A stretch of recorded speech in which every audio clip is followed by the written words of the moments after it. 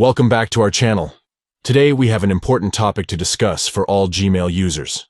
In this video, we will guide you through the process of stopping the saving of YouTube history on Gmail. So, let's get started. First, open the Gmail app on your device. Once you're in, click on your profile picture located at the top right corner of the screen. Next, tap on Manage your Google account. This will take you to the settings page of your Google account. Within the settings, find and select Data and Privacy. This section allows you to control various privacy-related settings. Scroll down until you see YouTube History under the History settings.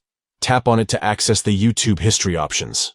Now tap on Turn Off to stop the saving of your YouTube history. This will ensure that your past YouTube activities are no longer recorded. To further pause the YouTube history, simply tap on Pause.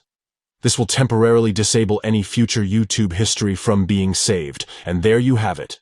You've successfully learned how to stop saving YouTube history on Gmail. Finally, tap on Got It to confirm your settings. Thank you for watching. If you found this tutorial helpful, don't forget to give this video a thumbs up and subscribe to our channel for more informative guides.